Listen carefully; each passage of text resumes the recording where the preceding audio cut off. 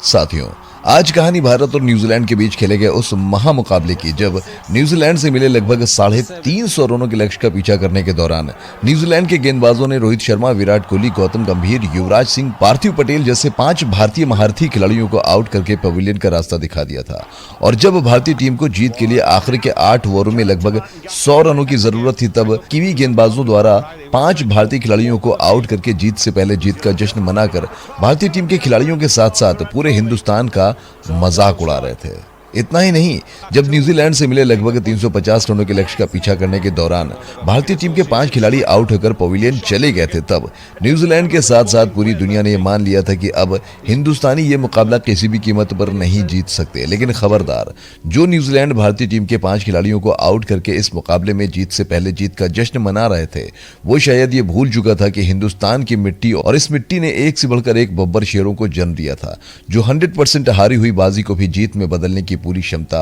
रखते हैं। और ऐसा ही कुछ हुआ था उस दिन न्यूजीलैंड के खिलाफ उस मुकाबले में भी, जब 100% भारतीय टीम की हार को जीत में बदला था एक हिंदुस्तानी पठान ने और एक हिंदुस्तानी ब्राह्मण बब्बर शेर खिलाड़ी ने मिलकर 100% हार चुकी भारतीय टीम को जीत दिलाकर न्यूजीलैंड के सीने पर चढ़कर जीत का झंडा लहराया था। आते हैं तो आखिरकार कौन है वो दोनों हिंदुस्तानी बब्बर शेर खिलाड़ी जिन्होंने 100% जीत चुके न्यूजीलैंड के जबड़े में हाथ डालकर न्यूजीलैंड की जीत को हार में बदलकर हिंदुस्तान के माथे में जीत का तिलक लगाया था? ये तो आपको बताएंगे ही बताएंगे, और साथ ही भारत और न्यूजीलैंड के बीच खेले गए इस मुकाबले की सस्पेंस और रोमांच से भरे मुकाबले की पूरी हाईलाइट वीडियो और कहानी भी आपको बताएंगे। मगर उससे पहले, अगर आप भी सच्चे हिंदुस्तानी हैं और भारतीय फौज का सम्मान करते हैं तो इस वीडियो को लाइक और कमेंट बॉक्स में जय हिंद लिखना मत भूलिएगा। तो चलिए शुरू से शुरू करते हैं। साथियों, भारत और न्यूजीलैंड के बीच ये सांस रोक देने वाला एक दिवसीय मुकाबला 7 दिसंबर सन 2010 को बेंगलुरु के MC चिन्नास्वामी क्रिकेट स्टेडियम में खेला जा रहा था, जहां पर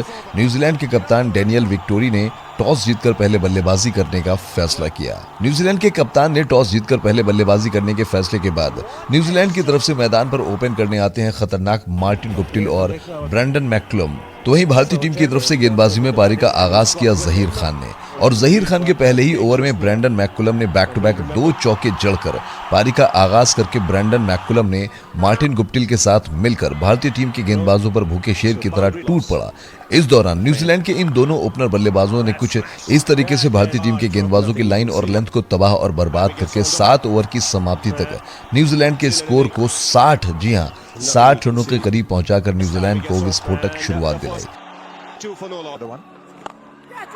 जी हाँ साथियों, देखा आपने, न्यूजीलैंड के इन दोनों ओपनर बल्लेबाजों ने इस वनडे मुकाबले को T20 बनाकर न्यूजीलैंड को विस्फोटक शुरुआत दिलाई। हालांकि जब न्यूजीलैंड का स्कोर 62 रन था, तब आशीष नेहरा ने मार्टिन गुप्टिल को युवराज सिंह के हाथों कैच आउट करवाकर भारतीय टीम को पहली सफलता दिलाई। मार्टिन गुप्टिल के आउट हो जाने के बाद ब्रैंडन मैककलम की तूफानी 42 रन की पारी, तो वहीं रोस टेलर के 44 और स्कॉट स्टोरिश के 46 और जेम्स फ्रैंकलिन की सिर्फ 68 गेंद पर तूफानी 98 रनों की पारी की बदौलत न्यूजीलैंड ने भारतीय टीम को इस मुकाबले में निर्धारित 50 ओवरों में 316 रनों का विशालकाय लक्ष्य रख दिया। भारतीय टीम की तरफ से सबसे सफल गेंदबाज रही यूसुफ पठान, जिन्होंने 9 ओवर की गेंदबाजी में सिर्फ 49 रन खर्च करके न्यूजीलैंड के बीच विस्फोटक बल्लेबाज स्कॉट स्टोरिश और न्यूजीलैंड के कप्तान डेनियल विक्टरी के साथ काइल मिल्स को आउट करके पवेलियन का रास्ता दिखाया था। भारतीय टीम को 3 सफलता दिलाकर न्यूजीलैंड को 316 रनों पर रोकने में अहम भूमिका निभाई, नहीं तो न्यूजीलैंड इस मुकाबले में भारतीय टीम को कम से कम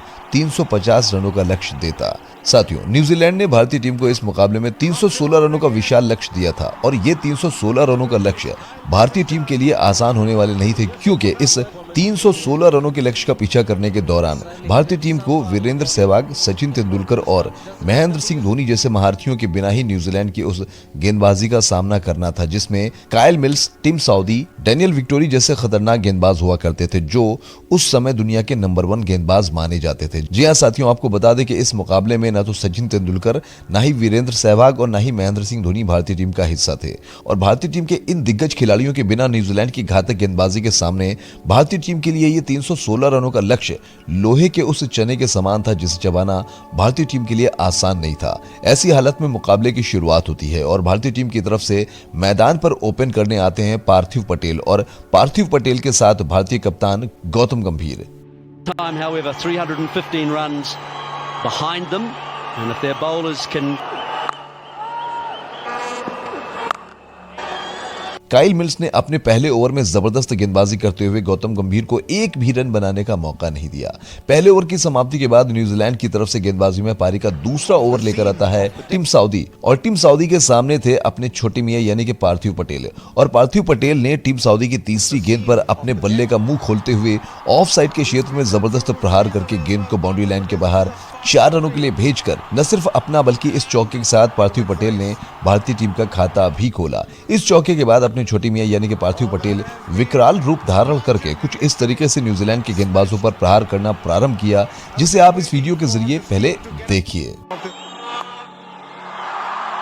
जी हाँ साथियों, देखा आपने, आज अपने छोटे मियां यानी पार्थिव पटेल ने इस मुकाबले में जिस तरीके से न्यूजीलैंड के गेंदबाजों को कपड़े की तरह धो रहे थे, उसे देखकर पूरी न्यूजीलैंड की टीम हैरान और परेशान थी। न्यूजीलैंड के गेंदबाज कभी पार्थिव पटेल के बल्ले से निकलते हुए खूबसूरत शॉट को देखते तो कभी पार्थिव पटेल की कम हाइट को देखते और अपने मन ही मन अंदर ही अंदर ये सोच रहे थे कि आखिरकार ये बच्चा जैसा दिखने वाला पार्थिव पटेल इतना कैसे मार सकता है बे। ऐसी हालत में पार्थिव पटेल की इस ताबड़तोड़ बल्लेबाजी और गौतम गंभीर की सूझबूझ भरी पारी की बदौलत भारतीय टीम का स्कोर 10 ओवर की समाप्ति तक 67 रनों को पार कर चुका था। न्यूजीलैंड से मिले 316 रनों के लक्ष्य को देखकर भारतीय क्रिकेट फैंस को भारतीय टीम से जिस प्रकार विस्फोटक शुरुआत की उम्मीद थी, उस प्रकार की शुरुआत पार्थिव पटेल और गौतम गंभीर ने भारतीय टीम को दे दी थी। लेकिन इस दौरान न्यूजीलैंड की तरफ से गेंदबाजी में पारी का 11वां ओवर लेकर आता है एंडी मैके, और मैके ने भारतीय टीम के कप्तान गौतम गंभीर को पॉइंट पर कैच आउट करवाकर भारतीय टीम को पहला झटका दिया। और गंभीर के आउट हो जाने के बाद भारतीय टीम की तरफ से मैदान पर बल्लेबाजी करने आए इस मुकाबले में भारतीय क्रिकेट फैंस की सबसे बड़ी उम्मीद विराट कोहली। लेकिन ये क्या, सचिन तेंदुलकर, वीरेंद्र सहवाग और महेंद्र सिंह धोनी की अनुपस्थिति में भारतीय टीम की सबसे बड़ी उम्मीद विराट कोहली अपना खाता तक नहीं खोल पाए, और वो मैके के इसी ओवर की आखिरी गेंद पर काइल मिल्स के हाथों कैच आउट होकर भारतीय क्रिकेट फैंस को मायूस करके पवेलियन चलते बने। विराट कोहली के आउट हो जाने के बाद भारतीय टीम की तरफ से मैदान पर बल्लेबाजी करने आए युवराज सिंह। ऐसी हालत में पहले गौतम गंभीर, उसके बाद विराट कोहली के आउट हो जाने के बाद अब भारतीय टीम पूरी तरीके से दबाव में थी। तब मैदान पर बल्लेबाजी करने आए सिक्सर किंग युवराज सिंह ने पारी के 12वें ओवर में गेंदबाजी लेकर आए न्यूजीलैंड के गेंदबाज की तीसरी गेंद पर एक गगनचुंबी छक्का लगाकर और गेंद पर स्ट्रेट पर लगाए गए इस चौके से युवराज सिंह ने लगातार 2 विकेट गिर जाने के बाद दबाव में आ चुकी भारतीय टीम के दबाव को थोड़ा कम करने की कोशिश की। ऐसी हालत में न्यूजीलैंड की तरफ से गेंदबाजी में पारी का 15वां ओवर लेकर आता है नॉर्थन मैकुलम, और नॉर्थन मैकुलम के ओवर की दूसरी गेंद पर इस सिंगल के साथ पार्थिव पटेल ने 50 गेंदों पर अपना अर्धशतक पूरा किया। लेकिन इधर जैसे ही पार्थिव पटेल ने अपना अर्धशतक पूरा किया, उसके तुरंत बाद ही भारतीय क्रिकेट फैंस पर दुखों का पहाड़ टूट पड़ा। जी हां, विराट कोहली के बाद इस मुकाबले में भारतीय क्रिकेट फैंस की सबसे बड़ी उम्मीद युवराज सिंह न्यूजीलैंड की तरफ से गेंदबाजी में पारी का 17वां ओवर लेकर आए। एक बार फिर से नॉर्थन मैकुलम की पहली ही गेंद पर आउट होकर पवेलियन चलते बने। युवराज सिंह के आउट हो जाने के बाद भारतीय टीम की तरफ से मैदान पर बल्लेबाजी करने आए रोहित शर्मा। लेकिन ये क्या, रोहित शर्मा बस मैदान पर आ ही थे कि इसी बीच नॉर्थन मैकुलम भारतीय टीम पर काल बनकर टूट पड़ा। इस दौरान उसने पारी के 19वें ओवर में इस मुकाबले में ताबड़तोड़ बल्लेबाजी करके भारतीय टीम के स्कोर को तेजी से आगे बढ़ा रहे पार्थिव पटेल को बाउंड्री लाइन के करीब कैच आउट करवाकर 100 रनों के करीब भारतीय टीम को चौथा बड़ा झटका देकर भारतीय क्रिकेट फैंस को पूरी तरीके से निराश कर दिया। पार्थिव पटेल के आउट हो जाने के बाद भारतीय टीम की तरफ से मैदान पर बल्लेबाजी करने आए यूसुफ पठान। साथियों, जो भारतीय क्रिकेट फैंस सचिन, सहवाग, धोनी की गैर मौजूदगी में विराट कोहली, गौतम गंभीर, युवराज सिंह और पार्थिव पटेल जैसे भारतीय खिलाड़ियों के भरोसे बैठे हुए थे कि ये चारों भारतीय खिलाड़ी न्यूजीलैंड से मिले 316 रनों के विशाल लक्ष्य को हासिल करके हिंदुस्तान को जीत दिलाएंगे, उनके इस भरोसे का कत्ल करके भारतीय टीम के ये चारों खिलाड़ी 20 ओवर तक महज 100 रनों तक आउट होकर पवेलियन जा चुके थे। ऐसी हालत में भारतीय क्रिकेट फैंस जिन खिलाड़ियों के भरोसे ये मुकाबला देख रहे थे, उन खिलाड़ियों के आउट हो जाने के बाद भारतीय क्रिकेट फैंस ने ये मान लिया कि कहां भारतीय टीम ये मुकाबला जीत सकती है। और भारतीय टीम को अब ये मुकाबला जिताएगा कौन रे भैया, क्योंकि अब भारतीय टीम में बल्लेबाजी में रोहित शर्मा को छोड़कर कोई भी बल्लेबाज बचा ही नहीं था। रोहित शर्मा के बाद यूसुफ पठान मैदान पर थे, जो आधे बल्लेबाज थे और आधे गेंदबाज। ऐसी हालत में भारतीय क्रिकेट फैंस जो उस मैदान पर यह मुकाबला देखने के लिए मौजूद थे, वो भारतीय टीम की हार मानकर आधा से ज्यादा भारतीय क्रिकेट फैंस मैदान छोड़कर बाहर जाने लगे। और जो भारतीय क्रिकेट फैंस ये मुकाबला टीवी और रेडियो के जरिए देख रहे थे और सुन रहे थे, उन्होंने अपना टीवी और रेडियो ये सोचकर बंद कर दिया कि अब कहां भारतीय टीम ये मुकाबला जीत सकती है। और साथियों, भारतीय क्रिकेट फैंस ये मुकाबला देखना बंद क्यों ना कर दें भारतीय टीम की हार मानकर, क्योंकि भारतीय टीम जिन 4 दिग्गज बड़े भारतीय खिलाड़ियों के भरोसे ये मुकाबला जीतने के सपने देख रही थी, वो भारतीय खिलाड़ी 20 ओवर में सिर्फ 100 रनों तक आउट होकर तो पवेलियन जा ही चुके थे। और अगर ये 4 भारतीय खिलाड़ी मिलकर 100 रन बनाकर आउट होकर पवेलियन चले गए तो आप ही बताओ कि क्या बाकी के 30 ओवरों में 216 रन बनाकर भारतीय टीम को इस मुकाबले में जीत दिला सकते हैं। ऐसे में आसान शब्दों में कहें तो 30 ओवर में 216 रन बनाना न्यूजीलैंड की घातक गेंदबाजी के सामने मुश्किल ही नहीं, नामुमकिन था। लेकिन खबरदार, जो भारतीय क्रिकेट फैंस भारतीय टीम की हार मानकर भारत और न्यूजीलैंड के बीच होने वाला ये मुकाबला देखना बंद कर चुके थे, उन्हें इस बात का तनिक भी एहसास नहीं था कि कुछ ही देर बाद बेंगलुरु के ऐसे क्रिकेट मैदान पर एक ऐसा तूफान आने वाला है जो जीत से पहले जीत का जश्न मना रहे न्यूजीलैंड के खिलाड़ियों को खून के आंसू रोने पर मजबूर कर देगी।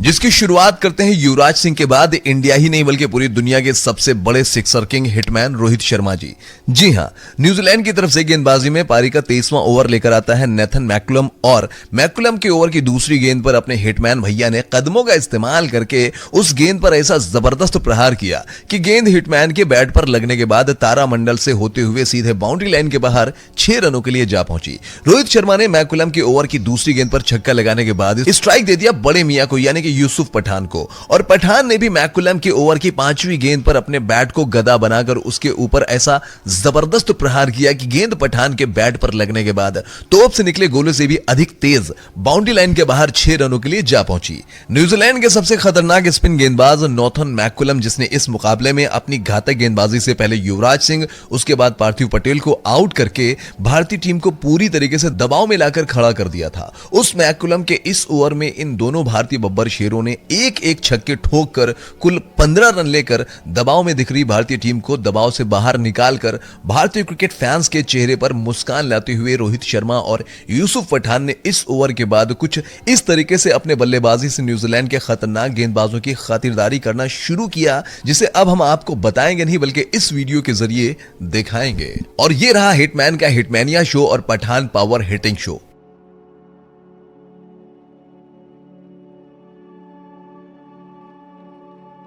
जी हां साथियों, हिटमैन और बड़े मियां यानी कि पठान साहब, क्या बात है। देखा आपने, इन दोनों भारतीय बब्बर शेरों ने सिर्फ 100 रनों पर 4 भारतीय खिलाड़ियों को आउट करके जीत से पहले अपनी जीत का जश्न मना रहे गोरे गोरे कीवी गेंदबाजों को मार मारकर उन्हें टमाटर की तरह लाल कर दिया। इस दौरान यूसुफ पठान और रोहित शर्मा ने 70 से 72 गेंद पर तूफानी 88 रनों की पार्टनरशिप करके भारतीय टीम के स्कोर को 32 ओवर की समाप्ति के बाद 188 रनों तक लाकर खड़ा कर दिया था। इस दौरान जहां रोहित शर्मा के बल्ले से 44 रनों की पारी आई थी तो वहीं यूसुफ पठान के बल्ले से 42 रनों की पारी आई थी। और जिस हिसाब से ये दोनों भारतीय बब्बर शेर बल्लेबाज न्यूजीलैंड के गेंदबाजों को ठोक रहे थे, उसे देखकर जहां न्यूजीलैंड के गेंदबाजों का गला सूख गया था, तो वहीं भारतीय क्रिकेट फैंस को अब ये उम्मीद हो गई थी कि अगर रोहित शर्मा और यूसुफ पठान अगले 10 ओवरों तक मैदान पर खड़े रह गए तो भारतीय टीम ये मुकाबला बड़े आसानी से जीत जाएगी। लेकिन तभी घटती है एक ऐसी घटना जिसने इस बार भारतीय क्रिकेट फैंस को पूरी तरीके से तोड़ कर रख दिया। जी हां साथियों, पारी के 34वें ओवर में गेंदबाजी लेकर आता है टिम सऊदी, और टिम सऊदी की गेंद पर रोहित शर्मा बड़ा शॉट लगाने के चक्कर में न्यूजीलैंड के कप्तान डेनियल विक्ट्री के हाथों कैच आउट होकर भारतीय क्रिकेट फैंस को दुखी करके पवेलियन चलते बने। रोहित शर्मा के आउट हो जाने के बाद भारतीय टीम की तरफ से मैदान पर बल्लेबाजी करने आए सौरभ तिवारी। ऐसी हालत में साथियों 188 रनों पर 5 भारतीय खिलाड़ी आउट होकर पवेलियन जा चुके थे। अब यहां से भारतीय टीम को जीत के लिए 96 गेंदों पर 128 रनों की जरूरत थी। अब आप ही सोचिए कि अगर जीत के लिए 96 गेंदों पर 128 रनों की जरूरत हो और 5 खिलाड़ी आउट होकर पवेलियन जा चुके हों, तो क्या यहां से उम्मीद की जा सकती है कि भारतीय टीम अब यह मुकाबला जीत सकती है? मेरे हिसाब से आसान शब्दों में कहें तो कोई भी अब यहां से भारतीय टीम की जीत की कल्पना भी नहीं कर सकता था। ऐसे हालात में अब न्यूजीलैंड टीम के साथ साथ पूरी दुनिया और भारतीय टीम के खिलाड़ियों के साथ साथ भारतीय क्रिकेट फैंस भी मान चुके थे कि भारतीय टीम अब यह मुकाबला पूरी तरीके से हार चुकी है। ऐसी हालत में जब पूरा हिंदुस्तान दुख के गहरे समंदर में डूब चुका था 5 खिलाड़ियों के आउट हो जाने के बाद, तब मैदान पर मौजूद यूसुफ पठान बल्लेबाजी करने गए सौरभ तिवारी के पास जाते हैं और उन्होंने सौरभ तिवारी से कहा कि तिवारी, सर पर कफन बांध दे, या तो आज हम इतिहास लिखेंगे या फिर इतिहास बनकर दफन हो जाएंगे, लेकिन इतनी आसानी से यह पठान हिंदुस्तान की शान में गुस्ताखी नहीं होने देगा। फिर क्या था, भले ही 5 विकेट गिर जाने के बाद पूरी दुनिया यह मान रही थी कि अब भारतीय टीम यह मुकाबला हार जाएगी, लेकिन पठान हिंदुस्तान की हार मानने के लिए तैयार नहीं था। ऐसी हालत में रोहित शर्मा को आउट करने वाले टिम सऊदी अब अपने इस ओवर में फिर से गेंदबाजी करना प्रारंभ किया। तब यूसुफ पठान ने उसकी चौथी गेंद पर खड़े खड़े ऐसा जबरदस्त प्रहार किया कि गेंद पठान के बैट पर लगने के बाद पठान से रहम की भीख मांगती हुई सीधे बाउंड्री लाइन के बाहर 6 रनों के लिए जा पहुंची। ऐसी हालत में इस ओवर की समाप्ति होती है और न्यूजीलैंड की तरफ से गेंदबाजी में पारी का 35वां ओवर लेकर आता है नॉर्थन मैकुलम। और मैकुलम के सामने बड़े मियां यानी कि पठान साहब थे और पठान साहब ने एक बार फिर से मैकुलम की गेंद पर अपने बैट को पूरी ताकत के साथ घुमाकर गेंद पर ऐसा प्रहार किया कि गेंद इस बार भी पठान के बैट पर लगने के बाद आसमान की ऊंचाइयों के घमंड को चकनाचूर करती हुई तारामंडल से होती हुई सीधे बाउंड्री लाइन के बाहर नहीं बल्कि स्टेडियम से ही बाहर जा पहुंची। और इस छक्के के साथ यूसुफ पठान ने न सिर्फ अपना अर्धशतक पूरा किया बल्कि पठान ने अपने छक्के के साथ न्यूजीलैंड के गेंदबाजों के सामने मैदान जंग का ऐलान करके जीत से पहले अपनी जीत मानकर घमंड में चूर होकर नाच गा रहे कीवी गेंदबाजों को यह संदेश दे दिया, अभी ये मुकाबला खत्म नहीं हुआ है। जब तक इस हिंदुस्तानी पठान के पैर इस 22 गज के मैदान पर चल रहे हैं, जब तक इस पठान की सांसें चल रही हैं, तब तक ये पठान ना तो खुद हार मानेगा और ना ही अपने मादरे वतन की हार होने देगा। ऐसी हालत में मैकुलम की गेंद पर छक्का लगाकर अर्धशतक पूरा करने के बाद यूसुफ पठान ने मैकुलम के ओवर की अगली गेंद पर ऑन साइड के क्षेत्र में चौका लगाकर उसके इस ओवर में कुल 12 रन ठोककर भारतीय टीम के स्कोर को 200 रनों के पार पहुंचा दिया। ऐसी हालत में न्यूजीलैंड की तरफ से गेंदबाजी में पारी का 41वां ओवर लेकर आता है काइल मिल्स और काइल मिल्स के सामने इस बार था अपना ब्राह्मण शेर सौरभ तिवारी और सौरभ तिवारी ने मिल्स की गेंद पर ऑफ साइड के क्षेत्र में जबरदस्त प्रहार करके गेंद को बाउंड्री लाइन के बाहर भेजकर टीम की दूसरी गेंद पर मेडॉफ के सर के ऊपर से खेलकर गेंद को बाउंड्री लाइन के बाहर 4 रनों के लिए भेजकर यूसुफ पठान के बाद इस हिंदुस्तानी ब्राह्मण शेर ने भी न्यूजीलैंड के गेंदबाजों के सामने मैदान जंग का ऐलान कर दिया। ऐसी हालत में बैक टू बैक 2 चौका लगाने के बाद सौरभ तिवारी ने सिंगल लेकर स्ट्राइक यूसुफ पठान को दे दिया और यूसुफ पठान ने काइल मिल्स की चौथी गेंद पर अपने बैट को गदा बनाकर हनुमान जी की तरह ऐसा जबरदस्त प्रहार किया कि गेंद बैट पर लगने के बाद त्राहिमाम त्राहिमाम करते हुए सीधे 6 रनों के लिए जा पहुंची। ऐसी हालत में भारतीय टीम के इन दोनों बब्बर शेरों के बल्ले से अपनी 4 गेंदों पर 15 रन खाकर काइल मिल्स सर पर हाथ रखकर बिल्कुल लाचारों की तरह खड़ा होकर खुद को लुटते हुए देख रहा था। उसे कुछ समझ में नहीं आ रहा था कि वो सौरभ तिवारी और यूसुफ पठान के सामने कहां गेंदबाजी करे। ऐसी हालत में पूरी तरीके से दबाव में आ चुके काइल मिल्स ने अपने ओवर की 5वीं गेंद डाली तो इस बार उसने 9 गेंद डाल दी, जिस पर इस बार भी यूसुफ पठान ने उस गेंद को बाउंड्री लाइन के बाहर 6 रनों के लिए भेजकर यूसुफ पठान ने 188 रनों पर 5 भारतीय खिलाड़ियों को आउट करके जीत से पहले अपनी जीत का जश्न मना रहे न्यूजीलैंड के खिलाड़ियों को इशारों इशारों में ही संदेश दे दिया कि पार्टी पठान के घर में रखोगे तो मेहमान नवाजी के लिए पठान तो आएगा और साथ में चौके और छक्कों की बरसात भी लाएगा। काइल मिल्स को ठोकने के बाद यूसुफ पठान ताबड़तोड़ बल्लेबाजी करते हुए देखते ही देखते न सिर्फ भारतीय टीम के स्कोर को 270 रनों के आसपास पहुंचा दिया बल्कि इस दौरान यूसुफ पठान अपने शतक के करीब भी पहुंच चुके थे। यूसुफ पठान को अपना शतक पूरा करने के लिए अब यहां से 12 रनों की जरूरत थी। तब न्यूजीलैंड की तरफ से गेंदबाजी लेकर आता है रोहित शर्मा को आउट करके अहंकार में डूबा टिम साउदी और टिम साउदी के इस ओवर में यूसुफ पठान ने क्या किया उसे आप जरा इस वीडियो के जरिए देखिए। पहले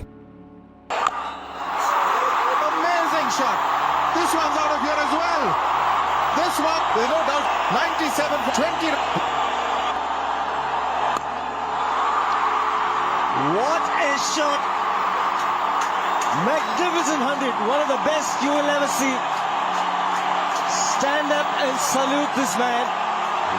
जी हाँ साथियों, देखा आपने यूसुफ पठान, हिंदुस्तान के इस पठान ने टीम सऊदी के इस ओवर की पहली और दूसरी गेंद पर बैक टू बैक 2 गगनचुंबी छक्के लगाकर सिर्फ अपना शतक पूरा करके न्यूजीलैंड के गेंदबाजों को खून के आंसू रुलाते हुए इतिहास लिखकर मुश्किल समय में दिख रही भारतीय टीम को न सिर्फ मुश्किल से निकाला बल्कि 99% हार चुकी भारतीय टीम को अब जीत के करीब लाकर खड़ा कर दिया है। सलाम है उस देश को और सलाम है उस देश की मिट्टी और उस माँ को जिसने यूसुफ पठान जैसे इस बब्बर शेर को जन्म दिया। अब यहाँ से भारतीय टीम को यह मुकाबला जीतने के लिए 41 गेंदों पर 43 रनों की जरूरत थी। ऐसी हालत में हिंदुस्तानी पठान ने अब अपना काम कर दिया था। अपनी तूफानी बल्लेबाजी से भारतीय टीम को मुश्किल हालात से निकालकर अब यहां से सौरभ तिवारी की बारी थी। ऐसी हालत में सौरभ तिवारी ने भी यूसुफ पठान के साथ मिलकर अपने हाथ खोलते हुए कुछ इस तरीके से न्यूजीलैंड के गेंदबाजों को ठोकना शुरू किया, जिसे आप इस वीडियो के जरिए जरा पहले देखिए तो।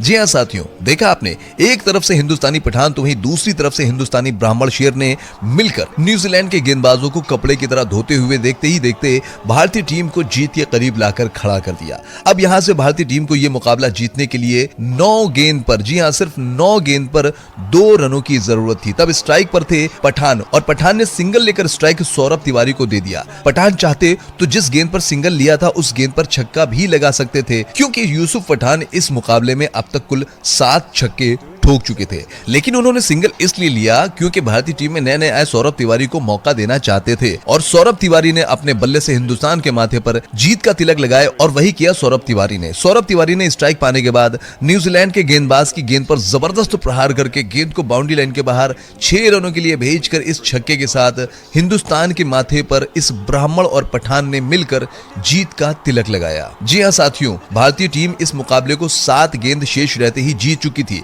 जिस भारतीय टीम के 100 रनों तक 4 खिलाड़ी आउट होकर पवेलियन जा चुके थे। जिसके बाद सबसे पहले यूसुफ पठान ने रोहित शर्मा के साथ मिलकर 88 रनों की पार्टनरशिप करके भारतीय टीम के स्कोर को 188 रनों तक पहुंचाया था। हाँ, वो भारतीय टीम ये मुकाबला जीत गई जिस भारतीय टीम के 188 रनों पर 5 बल्लेबाज आउट होकर पवेलियन जा चुके थे। जिसके बाद भारतीय टीम को वहां से ये मुकाबला जीतने के लिए 96 गेंदों पर 128 रनों की जरूरत थी और जितने भी बल्लेबाज थे, जिन्हें बहुत बड़ा बल्लेबाज माना जाता था पूरी दुनिया में, वो सभी भारतीय खिलाड़ी आउट होकर पवेलियन जा चुके थे। जिसके बाद पूरी दुनिया ने यह मान लिया था कि भारतीय टीम यह मुकाबला किसी भी कीमत पर नहीं जीत सकती। उस भारतीय टीम को जीत दिलाई किसने? यूसुफ पठान ने सिर्फ 96 गेंदों पर 7 चौके और 7 गगनचुंबी छक्कों सहित न्यूजीलैंड के गेंदबाजों को रुला रुला कर। हालांकि इस दौरान मुश्किल समय में यूसुफ पठान का भरपूर साथ दिया रोहित शर्मा ने 44 रनों की पारी खेलकर। तो वहीं रोहित शर्मा के बाद जब भारतीय टीम को 128 रनों की जरूरत थी, तब उन 128 रनों में 37 रनों की महत्वपूर्ण पारी के साथ